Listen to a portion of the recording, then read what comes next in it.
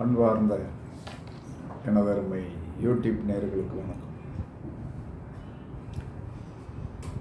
ஜோதிடத்தில் என்ன சொல்கிறான்னா நம்ம ஒரு நேர்மறை சக்தியை பிடிச்சிக்குவோம். நேர்மறை சக்தி எப்பயுமே என்ன சொல்கிறான்னா சிம்பிளான பலன் தான் தரும். சிம்பிளான பலன் தான் தரும். ஆனால் எதிர்மறையாக இருக்கிறத நம்ம ஒதுக்குவோம். எதிர்மறையாக இருக்கிற ஒரு இதை ஒதுக்குவோம். அப்போ எதிர்மறையாக இருப்பதில் நன்மை என்பது இல்லையா அப்படிங்கிற ஒரு கேள்வி வரும். அப்போ அந்த எதிர்மறையில் தான் நன்மை இருக்குது. இப்போ ஒரு கருத்து சொல்லியிருப்பாங்க, லக்கண புள்ளி நின்ற இடத்திற்கு அல்லது ராசிநாதன் என்ற இடத்திற்கு லக்கணாதிபதி நின்ற இடத்திற்கு, லக்கண புள்ளி நின்ற இடம், லக்கணாதிபதி நின்ற இடம், சந்திரன் நின்ற இடம், சூரியன் நின்ற இடம், இந்த நட்சத்திரங்களை எடுத்துக்கிடுது. இந்த நட்சத்திரத்தில் எடுங்க. சூரியன் நின்ற நட்சத்திரம், லக்கண புள்ளி நின்ற நட்சத்திரம், லக்கணாதிபதி நின்ற நட்சத்திரம்,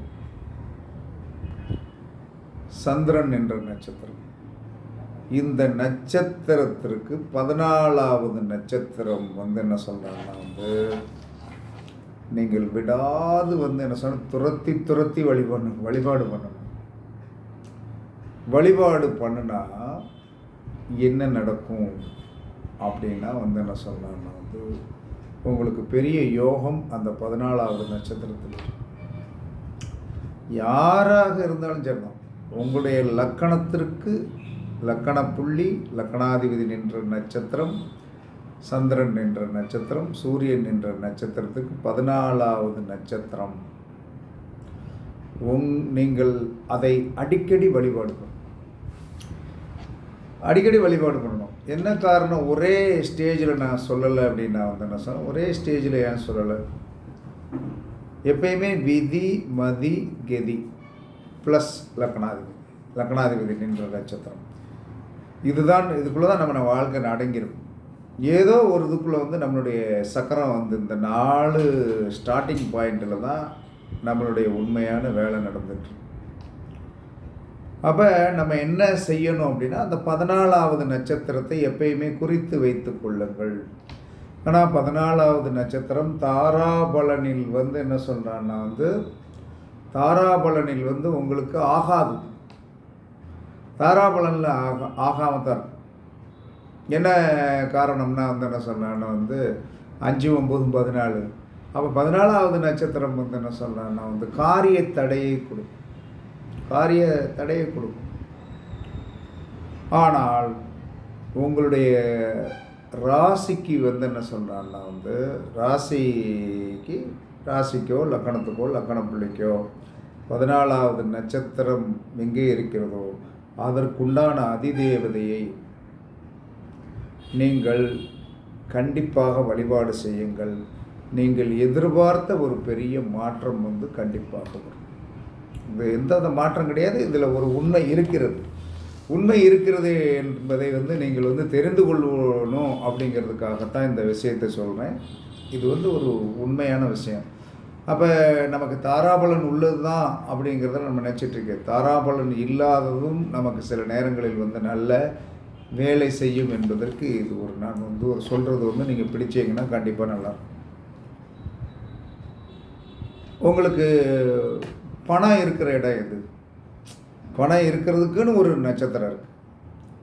உங்கள் ஜென்ம நட்சத்திரத்திலிருந்து 5வது நட்சத்திரம் உங்கள் பணம் இருக்கின்ற இடம். அதை நாம் அந்த 5வது நட்சத்திரத்திற்குண்டான கிரகத்தோடைய அந்த நட்சத்திரத்துக்குண்டான அதிதேவதையை நாம் அதிகமாக விரும்பி வழிபாடு பண்ணணும். அந்த விரும்பி வழிபாடு பண்ண பண்ண பண்ண பண்ண பண்ண என்ன சொல்கிறான்னா அந்த நட்சத்திரத்தோடைய 5வது நட்சத்திரத்துக்கு உண்டான காயத்ரி மந்திரத்தை நாம் வழிபாடு செய்யும்போது, காயத்ரி மந்திரத்தை நாம் சொல்லும்போது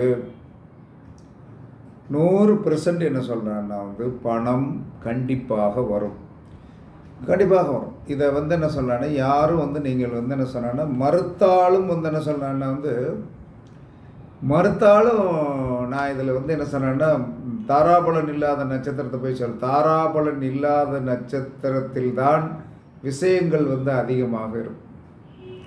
அப்போ வந்து என்ன சொன்னேன்னா வந்து நமக்கு நம்ம நம்ம வந்து சில விஷயங்கள் எதிர்மறையாக தெரியும், ஆனால் அதில் வந்து ஒரு அமிர்தம் உள்ளே நுழைந்து கிடக்கும். அதனால் வந்து உங்களுடைய ஜென்ம நட்சத்திரத்திலிருந்து 5வது நட்சத்திரம் அல்லது சூரியன் நின்ற நட்சத்திரத்திலிருந்து 5வது நட்சத்திரம் அல்லது வந்து என்ன சொல்லலாம்னா வந்து சந்திரன் நின்ற நட்சத்திரத்திலிருந்து 5வது நட்சத்திரம், லக்னாதிபதி நின்ற நட்சத்திரத்திலிருந்து 5வது நட்சத்திரத்தை நீங்கள் எது உங்களுக்கு வந்து என்ன சொல்லலாம்னா வந்து ஒரு லாபகமாக வருகிறது, ஒரு லாபகமாக இதான் நமக்கு சூட்டபிள் அப்படின்னு சொல்லிட்டு அந்த 4 இதில் ஏதாவது ஒன்றை வந்து நீங்கள் வந்து கெட்டியாக பிடித்து கொள்ளுங்கள். பணத்தில் இருக்கிற தரித்திரம் உங்களுக்கு கண்டிப்பாக தீர்ந்துவிடும்.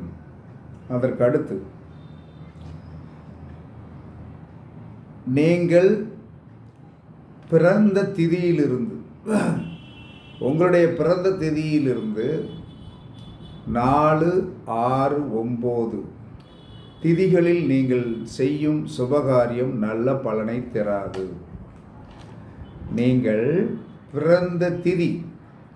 பிறந்த திதியிலிருந்து வந்து என்ன சொல்கிறான்னா வந்து 4, 6, 9 இப்போ ஒருத்தர் வந்து என்ன சொன்னான்னா வந்து பிரதமை திதியில் போய் பிறந்திருக்கிறார். பிரதமை துதியை திருதியை சதுர்த்தி பிரதமை திதியில் போய் பிறந்த ஒருவர் சதுர்த்தி திதியில் ஒரு காரியம் செய்தால் நன்றாக இருக்காது. 2வது சஷ்டியில் ஒரு காரியம் செய்தாலும் நன்றாக இருக்காது. அதற்கடுத்து நவமியில் செய்தாலும் நன்றாக இருக்காது. இதே மாதிரி உங்களுடைய திதியை 1ஆம் நம்பராக எடுங்க. 1ஆம் நம்பராக எடுத்து வந்து என்ன சொல்கிறான்னா வந்து எப்பயுமே நீங்கள் வந்து என்ன சொல்கிறான்னா வந்து வளர்விரையில் 15 அப்போ வந்து என்ன சொல்கிறான்னா வந்து பௌர்ணமி முடிஞ்ச பிறகு என்ன சொல்லணும் பிரதமை தானே வரப்போகுது, கடைசியில் அமாவாசை. இந்த 30 வந்து என்ன சொல்கிறான்னா வளர்விரையில் 15 தேய்விரையில் 15 இந்த கணக்குகளை வந்து கொஞ்சம் நீங்கள் வந்து தெரிந்து வைத்து கொண்டீர்கள் என்று சொன்னால் நாம் பிறந்த திதியிலிருந்து 4வது திதி 6வது திதி 9வது திதியில் நீங்கள் செய்யும் சுபகாரியங்கள் நல்ல பலனை தராது. இதை குறித்து வைத்து கொள்ளுங்கள். அதற்கடுத்து நீங்கள் வந்து என்ன சொன்னா வந்து இந்த பத்திரை கரணத்தில் போய் பிறந்தவர்கள் சகுனி கரணத்தில் போய் பிறந்தவர்களிடம் ரொம்ப மிக மிக கவனமாக பழகணும். என்ன காரணம்னா பத்திரை கரணத்தில் போய் பிறந்தவர்கள் பழி தீர்ப்பதில் வல்லவர். பத்திரை என்று சொன்னால் கோழி. சகுனி கரணத்தில் போய் பிறந்தவர்கள் பழி தீர்ப்பதில் வல்லவர்கள். இவர்களிடம் ரொம்ப கவனமாக இருக்கணும். 2வது வந்து என்ன சொன்னான்னா தைத்துளை கரணத்தில் போய் பிறந்தவர்கள் விஸ்வகர்மா வழிபாடு செய்வது மிகவும் சிறப்பு தரும். தைத்துளை கரணத்தில் போய் பிறந்தவர்கள் விஸ்வகர்மா வழிபாடு செய்வது மிகவும் சிறப்பை கண்டிப்பாக தரும்.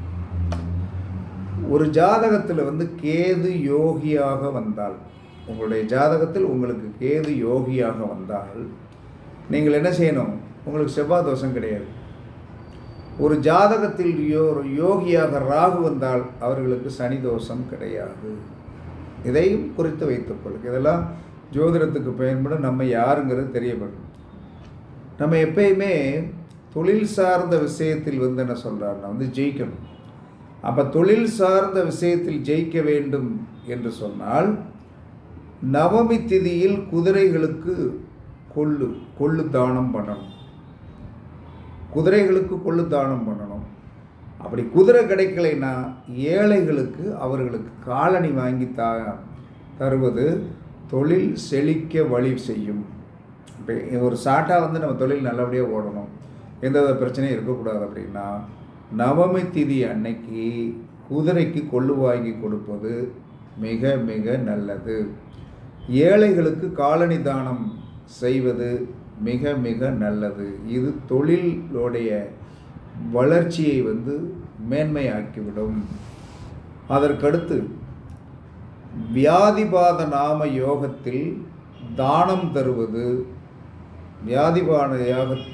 வியாதிபாத நாம யோகத்தில் நாம் தானம், அன்னதானமோ செருப்பு தானமோ ஏதோ ஒரு தானம் தருவது காமம் கட்டுக்குள் இருக்கும். ஜாதகத்தில் 1, 4, 7, 9, 10 பாவம் விருத்தியாகும். வியாதிபாத நாம யோகத்தில் தானம் தருவது காமம் கட்டுக்குள் இருக்கும். ஜாதகத்தில் நம்முடைய லக்கணம் 4ஆம் இடம், 7ஆம் இடம், 9ஆம் இடம், 10ஆம் பாவங்கள் விருத்தி ஆயிடும். இதை நடைமுறைப்படுத்துங்க. ஏன்னா அந்த அளவுக்கு நாமயோகங்களுக்கும் சில வலிமை உண்டு. அதற்கடுத்து செல்வ விருத்தி வேண்டும் என்று நினைப்பவர்கள் வைத்திருதி நாம யோகத்தில் தானம் செய்வது செல்வ விருத்தியை கண்டிப்பாக கொடுத்துரும். வைத்திருதி நாம யோகத்தில் தானம் செய்வது செல்வ விருத்தியை கண்டிப்பாக கொடுக்கும். சனியை கட்டுக்குள் கொண்டு வருவதற்கு யாரை பிடிக்கணும்னா ஐயப்பனை பிடிச்சிருங்க. மாந்தியை கட்டுக்குள்ளே கொண்டு வரணும்னா ஆஞ்சநேயரை பிடிங்க. கண்டிப்பாக உங்கள் ஜாதகத்தில் இருக்கிற மாந்தியோடைய தொந்தரவு நீங்கிடும். சனி உங்கள் ஜாதகத்தில் எந்த இடத்துல இருந்தாலும் அந்த இடத்துல நமக்கு ஒரு பிரச்சனை, மனஸ்தாபங்கள், கஷ்டங்கள் இருக்கும். அதனால் ஐயப்பன் வழிபாடு செய்வது சனியோடைய தொந்தரவு குறைக்கும். ஆஞ்சநேயர் வழிபாடு பண்ணுவது என்ன சொல்கிறான்னா மாந்தியோடைய தொந்தரவு கிடைக்கும். ராகு கேதுகளை ராகு கேதுகளுடைய தோஷத்தை போக்கக்கூடிய சக்தி வலிமை யாருக்கு உண்டு என்று சொன்னால் புதனுக்கு உண்டு. அதாவது புதன் என்று சொன்னால் கண்ணனுக்கு உண்டு. அதனால் ராகு கேது தோஷம் இருப்பவர்கள் பெருமாள் வழிபாடு பண்ணி என்ன சொல்கிறான்னா கிருஷ்ணனுடைய காயத்ரி, கிருஷ்ணனுடைய ஹரே கிருஷ்ண ஹரே கிருஷ்ண கிருஷ்ண கிருஷ்ண ஹரே ஹரே, ஹரே ராம ராம ராம ஹரே அப்படிங்கிறத சொல்லுங்கள். ராகு கேதுகளுடைய தோஷம் கட்டுக்குள் வரும். இதெல்லாம் என்ன சொல்கிறேன்னா நீங்கள் தெரிந்து வைத்து கொள்ள வேண்டும் என்பதற்காக ஒரு கோர்வையாக இருக்குது. உங்களுடைய கரணநாதன் ஓடிக்கொண்டிருக்கிற நேரத்தில் குலதெய்வ வழிபாடு செய்வது நீங்கள் கேட்டது உடனே கிடைக்கும். இப்போ ஒருத்தருக்கு நோய் வந்துருச்சு, மருந்து முதல்ல சாப்பிடணும் அப்படின்னா என்ன சொன்னோன்னா, நோய் தீர்க்கக்கூடிய கரணம் என்பது என்ன அப்படின்னா பவகரணம். பவகரணம் ஓடிக்கொண்டிருக்கும் போது நோய்க்கு மருந்தெடுத்தீர்கள் என்று சொன்னால் சீக்கிரமாக குணமாகிவிடும். இதெல்லாம் என்ன சொல்கிறேன்னா நீங்கள் தெரிந்து கொள்ளுங்கள். எப்பயுமே கரணத்தை முடக்கக்கூடிய சக்தி மாந்திக்கு உண்டு. கரணத்துக்கும் மாந்திக்கும் சம்பந்தம் இல்லாமல் இருக்காது. அதே சமயத்தில் முடக்கு ராசிக்கும் திதிக்குண்டான கிரகத்திற்கும் ஒரு தொடர்பு இருக்கும். அப்போ மாந்தி கரணத்தை டிஸ்டர்ப் பண்ணுவார், பிரச்சனைக்கு உண்டாக்குவார். அதே சமயத்தில் முடக்கு ராசிக்குண்டான கிரகம் உங்களுடைய திதி என்று சொல்லக்கூடிய பண வருவாயை தடைகளாகவே இருக்கும். அதனால் என்ன சொல்கிறேன்னா இவர்களை நீங்கள் கவனிச்சுக்கிடணும். அப்போ இதெல்லாம் என்ன சொன்னா ஜோதிடத்தில் என்ன சொல்கிறான்னா சொல்லப்பட்டுள்ள நல்ல விதிகள். இந்த விதிகளை என்ன சொல்கிறான்னா பயன்படுத்தி பாருங்கள். கண்டிப்பாக உங்களுடைய வாழ்க்கை என்ன சொல்கிறான்னா நன்றாக இருக்கும் அப்படிங்கிறது என்னுடைய கணக்கு. இன்னொரு நாளைக்கு திதியை பற்றி நல்லா விரிவாக பேசுகிறேன். அதனால் இப்போதைக்கு இது ஒரு ஜோதிட ரகசியம். இதை உங்களுக்கு யாருக்கு தேவைப்பட்டதோ நல்லா பயன்படுத்தி கொள்ளுங்கள் என்று கூறி உங்களிடமிருந்து விடைபெறுவது கழுகுமலை ஜோதிடர் ராயல் வி ராகவன் ஜெயபாலாஜி. சுகமே சொல்க, சுகமே சொல்க. வாழ்க வளமுடன், வாழ்க வளமுடன். வணக்கம், வணக்கம், வணக்கம்.